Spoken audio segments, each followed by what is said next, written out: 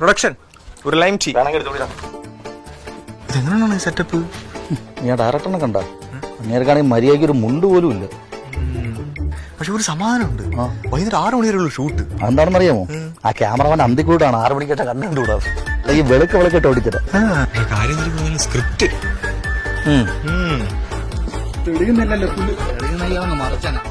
ഒരു still photographer ഉണ്ട് Ajeem Muscat. 26 മണിക്കൂർ പെണ്ണുങ്ങളുടെ കിടന്ന് വരവാ അങ്ങനെ ഒരുത്തൻ. കാര്യം എന്തൊക്കെ പറഞ്ഞാൽ പ്രൊഡ്യൂസറിനെ സമ്മതിക്കണം.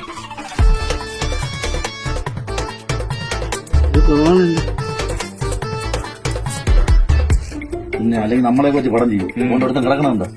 വേറെ ഉണ്ടല്ലോ, എവിടെയെങ്കിലും കാണും വല്ലതും പറഞ്ഞിരുന്നുണ്ട്.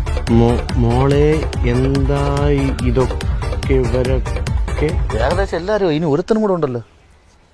അതോ ചക്കോമോഷൻ എന്റെ അപ്പനോടാ, നിന്റെ അപ്പന. ചേട്ടാ 2025 ഇതുവരെ വിട്ടില്ലേ?